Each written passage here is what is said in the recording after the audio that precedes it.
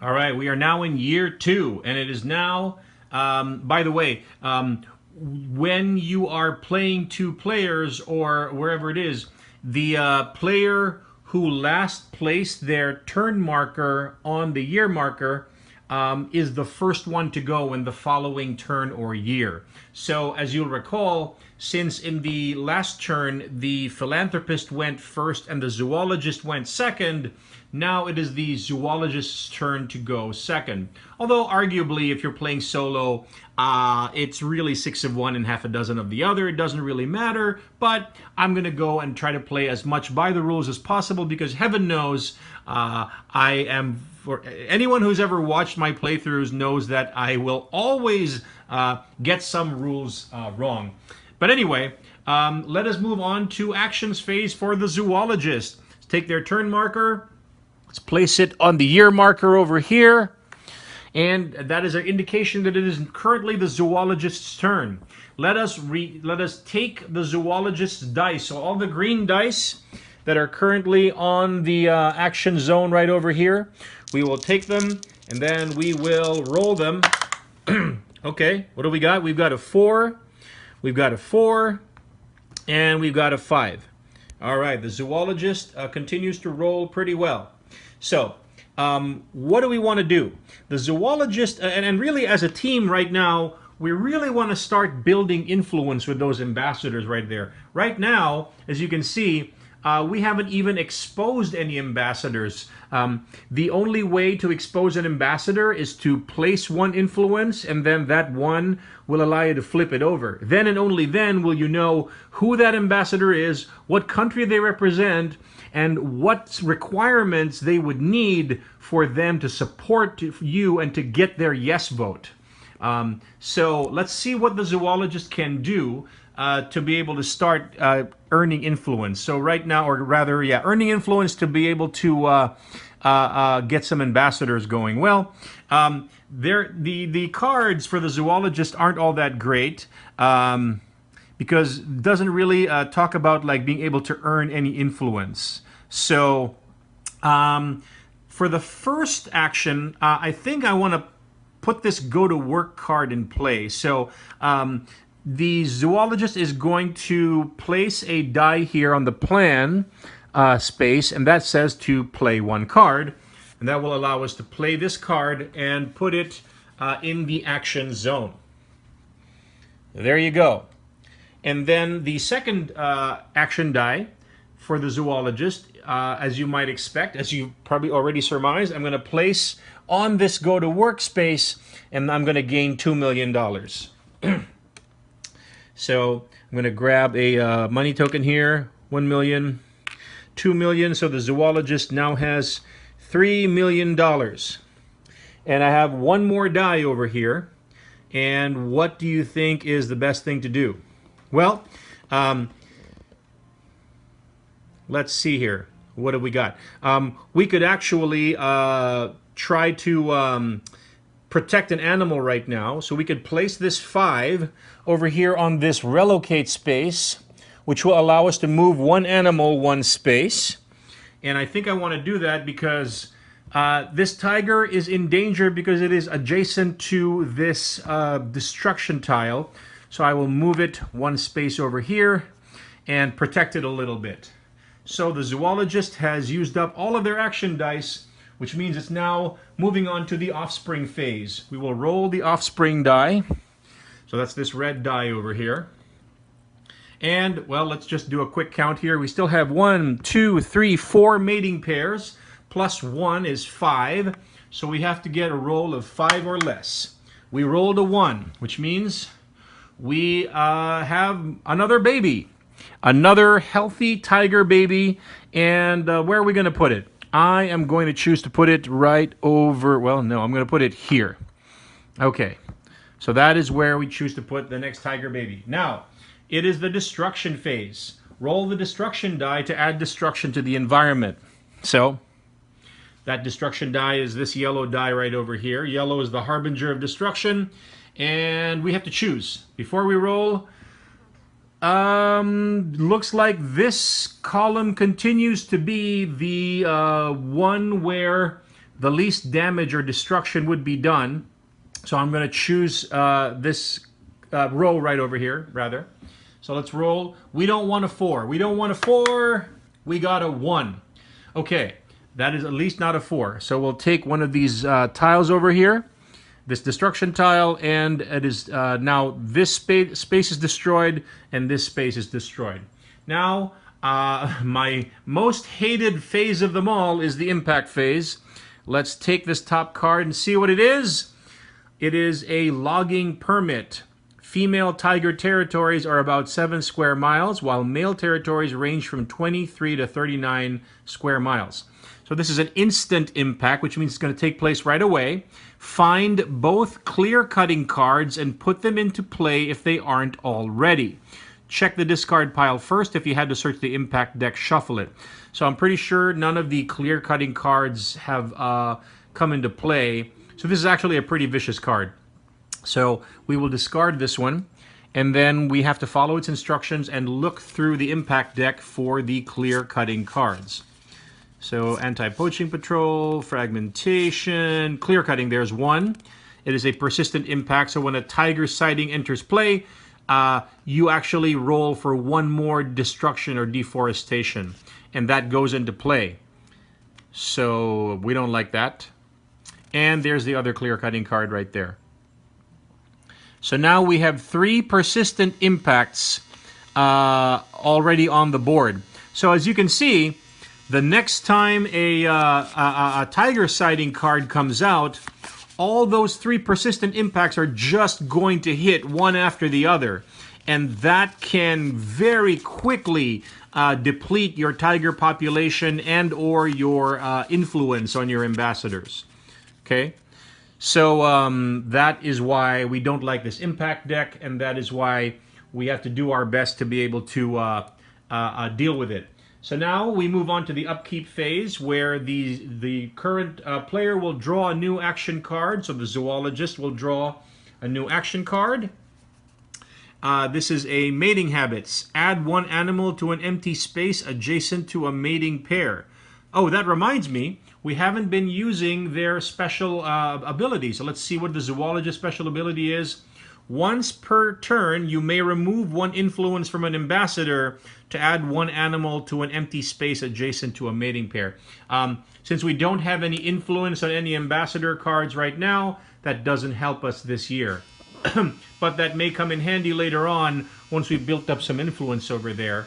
And if our tiger population is getting low. All right.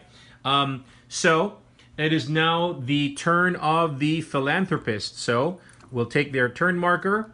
We'll move it over there to the year marker. It is on top. And we will retrieve the purple dice of the philanthropist.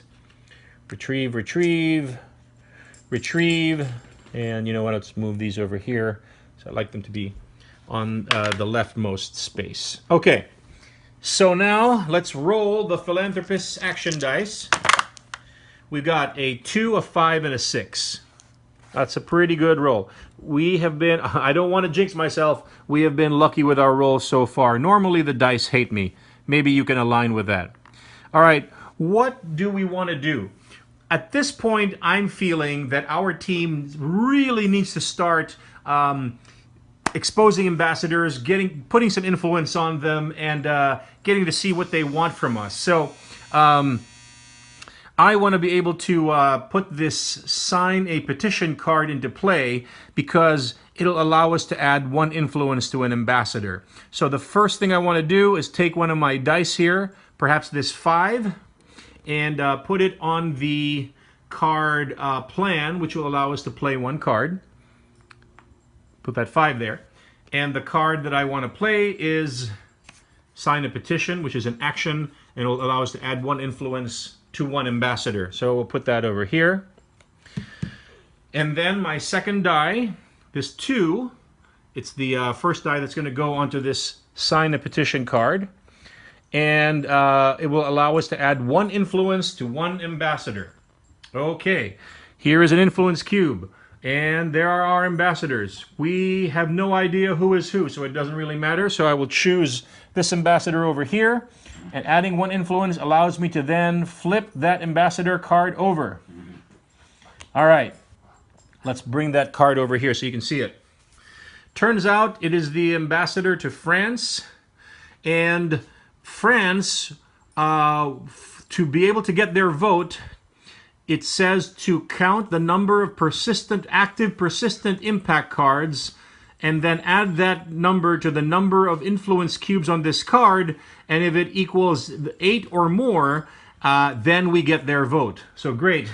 France, to be able to get their vote, we will have to have a lot of persistent influence cards in play, which I don't like. Okay, but, well, that's what France is asking from us. So at least we know what France wants. Now, remember, we only have to get 4 yes votes, so we may not need France's vote. We'll see how it all goes. But right now, we've added, or the philanthropist has been able to add 1 influence to the ambassador of France. Philanthropist still has 1 action die to place. So, what is that going to be? I think I'm going to take a risk right now. Here is the risk that I will show you. I am going to place this action die over here on this canvassing card, which says pay 3 million, then add 3 influence to 1 ambassador. This is a risk because I am going to put I'm going to pay 3 million first of all. So, zoom out. Here's 1, 2, 3 million. That gets paid to the supply over here. The philanthropist is down to 2 million. But the philanthropist, that has bought the philanthropist 3 influence cubes. And those 3 influence cubes, I could put them on the ambassador to France if I wanted to. Sorry, my dogs are playing in the background and they just turned off my lamp. I will turn that on at my soonest available opportunity, but let me finish explaining this to you. So I will take these 3 cubes and I will place them either on the exposed France card or on an unknown ambassador. It's going to count either way, so I'm just going to use these to expose another ambassador. So let's go ahead and zoom in over there. And I'm going to choose this card right over here, which allows me to open it up, expose it, and bring it over here, closer to the camera. So that is Nigeria. Nigeria will roll 2 dice, choose one with the greater result, plus this influence, and if that equals 7 or more, we get their yes vote. Okay, so that I think that was actually a good strategic move, a good gamble that we took, because now Nigeria has 3 influence, which means we'll roll 2 dice. As long as we can get one of those dice with a value of 4, then we get Nigeria's vote. So that, I think, was a good move. All right, let me go ahead and pause right now and turn on the lights, and then we'll continue this playthrough. All right, so the philanthropist's action phase is complete. Now we move on to the offspring phase. Once again, how many, let's count up our mating pairs. We've got 1, 2, 3, 4 mating pairs. So let's go ahead and roll this offspring die. So that's 4 plus 1 is 5. So as long as we can roll 5 or less, we get more tigers. Again, we roll a 1. So which means we are able to take a tiger, a fresh baby tiger, and add them to our habitats. I'm going to put it over here so that I can use this column over here. Okay, so that was our offspring phase. And now we will have a destruction phase. And I'm going to choose this column right over here, and I don't want a 5. So let's roll the destruction die. We'll accept any result but 5. We got a 4. Woo! Okay. So, yes, they were listening to me, and the dice still like me. But now this tiger is in very dire straits indeed. It is in between 2 destruction tiles, so that's very dangerous. Now, impact phase. So this may have been a strategic error on our part because now we have 3 persistent impacts in play. If we draw a tiger sighting card from this impact deck, all 3 of those persistent impacts are going to come into play. And well, let's just draw this card. Let's put our suspense to an end and find out what's going on. It is not. It is not a tiger sighting, but it is a fragmentation card. It is yet another persistent impact, and this particular one is going to lose an animal adjacent to a deforestation tile. So, for example, that animal right over there is in danger. So far, no other animals are in danger from this persistent impact card. So I now have 4 persistent impact cards in play. That is not a good place or spot to be in. But let's take a moment to kind of meditate on, like the game design and how it kind of reinforces the theme, right? Like basically what this is modeling here is, kind of runaway human anti-environment actions like clear cutting, fragmentation, and government upheavals, which are bad for kind of environmental policy, right? So basically, this is a really nice way to kind of drive home the idea that, hey, if we don't take action, if we don't do things to protect the environment, they're going to add up, they're going to pile up, and if a trigger comes into play, all of these bad effects are going to hit you at the same time, and it's going to be very, very bad for you indeed, right? And I just find it funny that we're talking about like conserving animals in the environment as my 2 animals are playing so nicely in the background with each other indeed. Okay, so that was our impact phase. Now we go to the philanthropist's upkeep phase. Draws a new action card. And then pick a player with a turn marker to go next. And that action card is fundraising.